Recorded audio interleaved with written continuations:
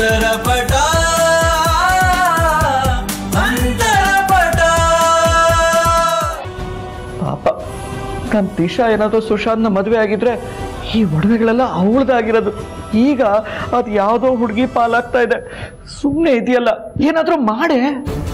ಅವ್ರ ಸೊಸೆಗೆ ಅವ್ರು ಕೊಡೋದನ್ನ ನಾನ್ ತಡೆದ್ರೆ ಅದಕ್ಕೆ ಬೇರೆ ಅರ್ಥ ಆಗುತ್ತೆ. ನೀವೇನಾದ್ರೂ ಮಾಡಿ. ಅಕ್ಕ, ಭಾವ ಹೇಳ್ತಾ ಇರೋದು ಸರಿಯಾಗೇ ಇದೆ. ಈ ಒಡವೆಗಳನ್ನೆಲ್ಲ ಆರಾಧನೆಗೆ ಯಾವ್ದೋ ಹಬ್ಬದಲ್ಲೋ ಪೂಜೆಲ್ಲೋ ಕೊಟ್ರೆ ಚೆನ್ನಾಗಿರುತ್ತೆ. ಈಗೇನು ಅವಸರ ಅಲ್ವಾ?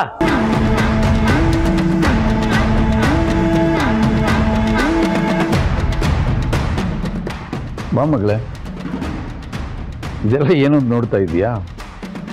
ನಮ್ಮ ಕುಟುಂಬದ ಒಡವೆಗಳು. ಈ ಮನೆಗೆ ಬರೋ ಸೊಸೆಗೋಸ್ಕರನೇ ನಿಮ್ಮ ಅತ್ತೆ ಎತ್ತಿಟ್ಟಿದ್ಲು. ಈಗ ನೀನು ಬಂದಿದೆಯಲ್ಲಮ್ಮ, ನೀನು ಕೊಡಬೇಕು ಅಂತಿದ್ದಾಳೆ.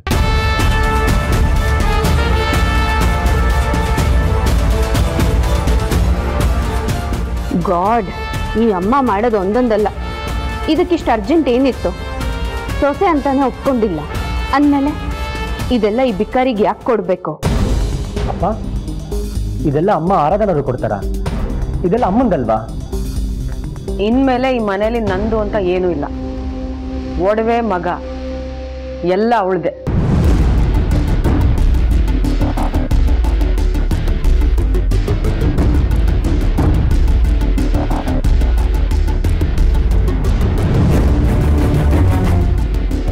ಮಗಳೇ, ಏನಮ್ಮ ಹಾಗೆ ನಿಂತ್ಬಿಟ್ಟೆ?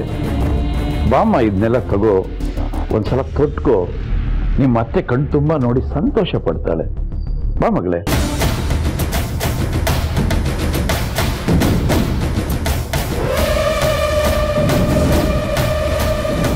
ಇಲ್ಲ ಮಾವ, ನಾನು ಇದನ್ನೆಲ್ಲ ತಗೊಳ್ಳೋದಿಲ್ಲ. ಇದನ್ನ ತಗೊಳ್ಳೋ ಯಾವ ಅಧಿಕಾರನೂ ನನಗಿಲ್ಲ.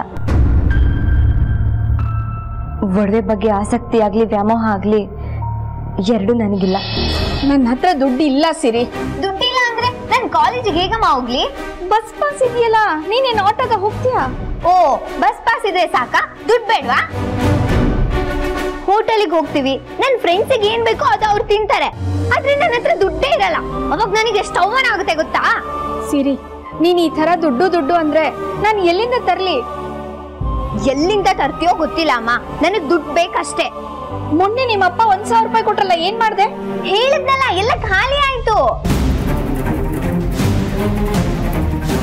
ಛೇ, ಆರಾಧನ ಆದ್ರೂ ಇದ್ದಿದ್ರೆ ದುಡ್ಡು ತಂದು ಹಾಕಿರೋಳು, ಹಾಳಾದೋಳು. ಅವಳು ಮದ್ವೆ ಮಾಡ್ಕೊಂಡು ಹೊಟ್ಟೋದ್ಲು. ಸಿರಿ, ಅವಳು ಮನೆಗೆ ಹೋಗುವಾಗ ಚಿನ್ನದ ತಾಳಿ ಬಿಟ್ಟು ತಗೊಂಡೋದಂತೆ.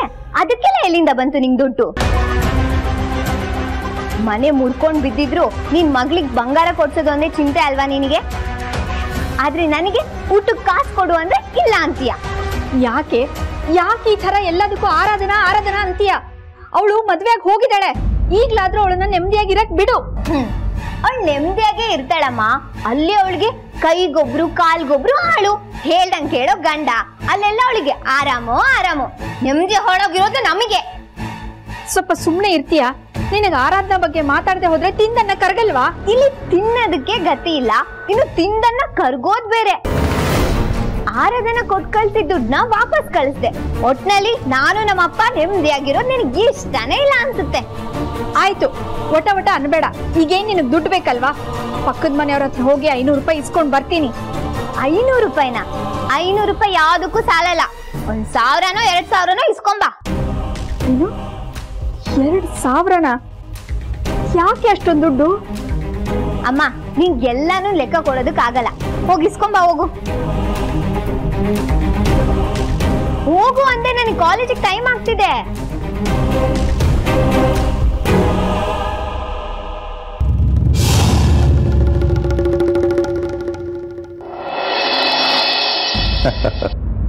ಮಗಳೇ, ನಿನ್ನಲ್ಲಿ ಸಂಪೂರ್ಣ ಶಿವನ ಗುಣಲಕ್ಷಣಗಳಿದೆ.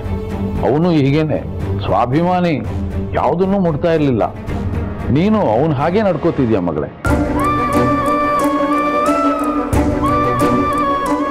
ಆದರೆ ಹಕ್ಕು ಅನ್ನೋ ವಿಚಾರಕ್ಕೆ ಬಂದರೆ ಇವೆಲ್ಲ ನಿಂದೆ. ಯಾಕೆಂದ್ರೆ ನೀನು ಈ ಮನೆ ಸೊಸೆ.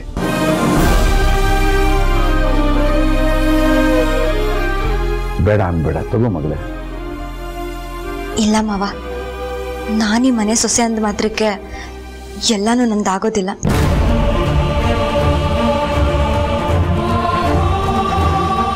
ಹಕ್ಕು ಬರೋದಿಲ್ಲ. ಹಕ್ಕು ಬರೋದು ನಮಗೆ ಜವಾಬ್ದಾರಿ ಇದ್ದಾಗ, ನಮ್ಮ ಮೇಲೆ ಎಲ್ರಿಗೂ ನಂಬಿಕೆ ಇದ್ದಾಗ.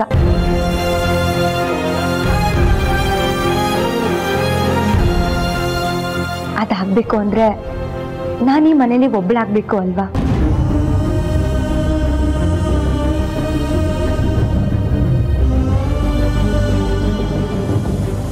ಅದಕ್ಕಿಂತ ಹೆಚ್ಚಾಗಿ ಅತ್ತೆ ಈ ಮನೆ ಯಜಮಾನಿ. ಅವ್ರು ಎಲ್ಲನೂ ಸರಿಯಾಗಿ ನಿಭಾಯಿಸ್ತಿದ್ದಾರೆ. ಅವ್ರ ಹತ್ರ ಈ ಒಡವೆ ಇರೋದೇ ಸರಿ. ಮುಂದೆ ಒಂದಿನ ಅವರೇ ನನ್ನನ್ನ ಮನ್ಸಾರೆ ಸೊಸೆ ಅಂತ ಒಪ್ಪಿ ಇದನ್ನೆಲ್ಲ ಕೊಟ್ಟರೆ ತಗೋತೀನಿ.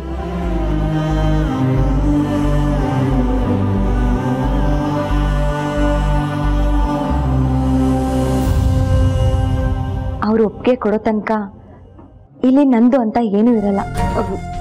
ಅಲ್ಲ ಆರಾಧನಾ, ನಿನ್ ಮಾತಿನ ಅರ್ಥ ಏನು?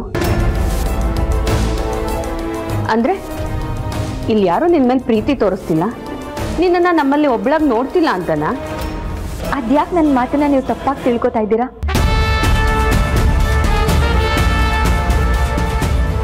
ನಾವು ಪ್ರೀತಿ ತೋರಿಸೋದಕ್ಕೂ ಅದೇ ಪ್ರೀತಿನ ಗಳಿಸ್ಕೊಳ್ಳೋದಕ್ಕೂ ತುಂಬಾ ವ್ಯತ್ಯಾಸ ಇದೆ ಅಲ್ವಾ? ನಾನು ಮೊದಲು ಪ್ರೀತಿನ ಗಳಿಸ್ಕೋತೀನಿ, ಆಮೇಲೆ ಇದನ್ನೆಲ್ಲ ತಗೋತೀನಿ. ಶಭಾಷ್ ಮಗಳೇ, ಶಭಾಷ್. ನಿನ್ನ ನಿಲುವು ನಂಗೆ ತುಂಬಾ ಇಷ್ಟ ಆಯ್ತು. ಇವತ್ತಿನ ಕಾಲದಲ್ಲಿ ಮಾನವೀಯ ಸಂಬಂಧಗಳಿಗೆ ಬೆಲೆನೇ ಇಲ್ಲ. ಇವತ್ತೇನಿದ್ರು ಹಣ, ಅಂತಸ್ತು, ಒಡವೆ, ಸ್ಟೇಟಸ್ಸು, ಅಧಿಕಾರ ಇವುಗಳಿಗೆ ಹೆಚ್ಚು ಬೆಲೆ. ಇವುಗಳ ಮಧ್ಯೆ ಮಾನವೀಯ ಸಂಬಂಧಗಳಿಗೆ, ಮಾನವೀಯ ಮೌಲ್ಯಗಳಿಗೆ ನೀನ್ ಬೆಲೆ ಕೊಡ್ತಾ ಇದೆಯಲ್ಲ, ನೀನ್ ನೋಡಿದಾಗ ನಂಗೆ ಹೆಮ್ಮೆ ಅನ್ಸುತ್ತೆ ಮಗಳೇ.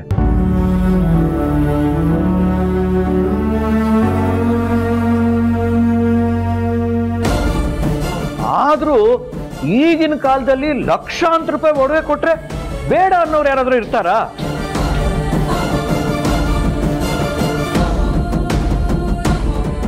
ನೋಡಮ್ಮ, ಒಳಗೊಳಗೆ ಆಸೆ ಪಟ್ಕೊಂಡು ನಮ್ಮ ಮುಂದೆ ಒಳ್ಳೆಯವಳಾಗೋಕ್ಕೆ ನೀನ್ ಹಿಂಗೆಲ್ಲ ಮಾತಾಡಿದ್ರೆ ನಿನಗೆ ಲಾಸ್ ನೋಡು.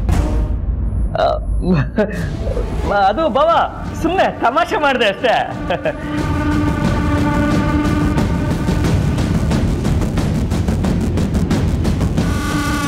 ರೀ, ಈ ಹುಡುಗಿ ನಿಜವಾಗ್ಲೂ ಇಷ್ಟೊಂದು ಸ್ವಾಭಿಮಾನಿನಾ? ನನಗೇನೋ ಡ್ರಾಮಾ ಅನ್ನಿಸ್ತಾ ಇದೆ.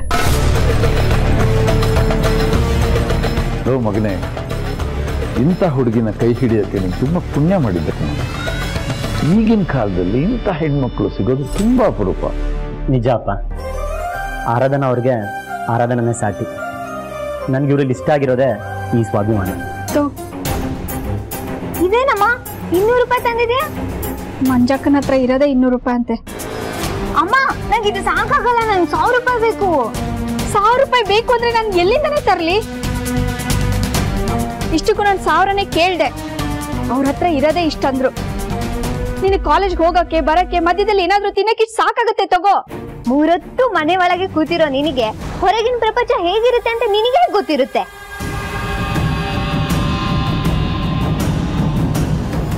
ಸಿರಿ, 1ಕ್ಕೆ 10 ಸೇರಿಸಿ ಮಾತಾಡ್ಬೇಡ. ನಿನ್ನ ಕಾಲೇಜಿಗೆ ಲೇಟ್ ಆಗ್ತಿದೆ, ತಗೊಂಡ್ ಹೊರಡು. ಹೋಗ್ತೀನಿ, ಆದ್ರೆ ಯಾವಳಿಗೆ ಬೇಕು ನೀನ್ 200 ರೂಪಾಯಿ? ಇಟ್ಕೋ ನೀನೆ. ಸಿರಿ,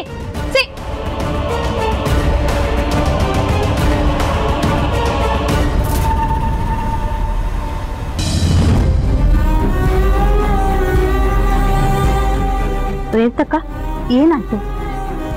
ಏನ್ ಹೇಳಿ ಮಂಜಕ್ಕ, ಈ ಹುಡುಗಿಗೆ ಯಾಕೆ ಇಷ್ಟೊಂದು ದುರಹಂಕಾರ, ಯಾಕಿಂತ ಕೆಟ್ಟ ಬುದ್ಧಿ? ಈ ದುಡ್ಡನ್ನ ನನ್ನ ಕೈಗೆ ವಾಪಸ್ ಇಟ್ಟು ಇದನ್ನ ಜುಜುಬಿ ಅಂತ ಹೇಳೋದ್ಲು. ಇಷ್ಟಕ್ಕೆಲ್ಲ ಬೇಜಾರ್ ಮಾಡ್ಕೊಂಡ್ರೆ ಹೇಗೆ? ಅವರು ಈಗಿನ ಕಾಲದ ಮಕ್ಕಳು, ಅವ್ರು ಹೀಗೇನೆ. ಅದ್ರಲ್ಲೂ ಕಾಲೇಜ್ ಹೋಗ್ತಿದ್ದಾರೆ, ಸ್ವಲ್ಪ ಹುಡುಗಾಟ. ಮುಂದೆ ಸರಿ ಹೋಗ್ತಾರೆ ಅಕ್ಕ. ಏನ್ ಸರಿ ಹೋಗ್ತಾಳೋ ಏನೋ, ಅವ್ರ ಅಪ್ಪನ ಮುದ್ದಿಂದ ಹಾಳಾಗಿ ಹೋಗಿದ್ದಾಳೆ. ಇಷ್ಟೊಂದು ಒಡವೆಗಳು ಚಿನ್ನದ್ದ ಇಲ್ಲ ರೋಲ್ಡ್ ಗೋಲ್ಡ? ಇದೇನ್ ಹಿಂಗ್ ಕೇಳ್ತೀರಾ? ಇವೆಲ್ಲ ಪ್ಯೂರ್ ಗೋಲ್ಡ್, 24 ಕ್ಯಾರೆಟ್ ಗೋಲ್ಡ್. ಓ, ಇಷ್ಟೊಂದು ಒಡವೆಗಳು ನಾನು ನೋಡೇ ಇಲ್ಲ.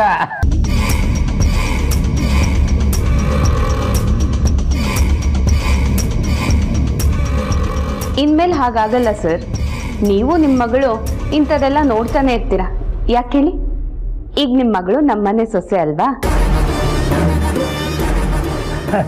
ಸೊಸೆ ಆಗಿದ ತಕ್ಷಣ ಇದೆಲ್ಲ ಅವಳ್ದಾಗ್ಬಿಡುತ್ತಾ? ಯಾಕಾಗಬಾರ್ದು ಬೀಗ್ರೆ? ಇದೆಲ್ಲ ನಿಮ್ಮ ಮಗಳ ಪಾಲಿಂದು. ಹೌದಾ? ಇಷ್ಟೊಂದು ಚಿನ್ನ ನನ್ನ ಮಗಳ್ಗ? ಹೌದು. ಅದೃಷ್ಟ ಲಕ್ಷ್ಮಿ ಕಣಮ್ಮ ನೀನು. ಅದೇನು ಪುಣ್ಯ ಮಾಡಿದ್ದೋ ಈ ಮನೆಗೆ ಸೊಸೆಯಾಗಿ ಬಂದಿದ್ದೀಯ. ನನ್ನ ಹಣೆ ಬರ, ನಿನ್ನ ಕುತ್ತಿಗೆಗೆ ಒಂದು ಚಿನ್ನದ ಸರನೂ ಹಾಕೋ ಯೋಗ್ಯತೆ ಇರಲಿಲ್ಲ. ಆದ್ರೆ ನನ್ನ ಮಗಳು ಹೇಗಿರ್ಬೇಕು ಅಂತ ಬಯಸಿದ್ನೋ ಹಂಗೆ ಇದ್ದಾಳೆ. ಹಾಲು ಕುಡ್ದಷ್ಟು ಖುಷಿ ಆಗೋಯ್ತು.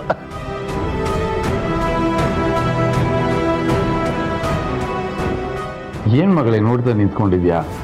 ಅಪ್ಪನಿಗೆ ಕುಡಿಯಕ್ಕೆ ಏನಾರು ತಂದು ಕೊಡ್ಬೇಕು ತಾನೆ?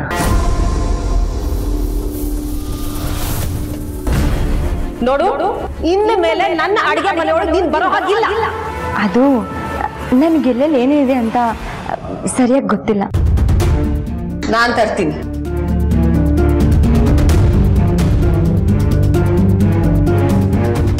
ಏನ್ ಮಗಳೇ ಇದು? ನೀನಿನ್ನು ಅಡುಗೆ ಮನೆ ಕಡೆನೆ ಹೋಗಿಲ್ವಾ?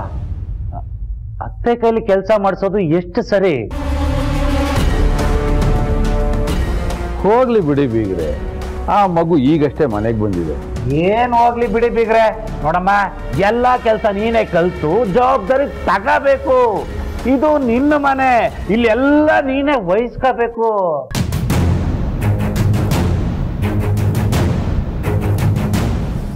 ಅತ್ತೆ ಮಾಡ್ಲಿ, ಮಾವ ಮಾಡ್ಲಿ, ಅವ್ರು ಮಾಡ್ಲಿ, ಇವ್ರು ಮಾಡ್ಲಿ ಅಂತ ಸುಮ್ಮನೆ ಬಿಡೋದಲ್ಲ.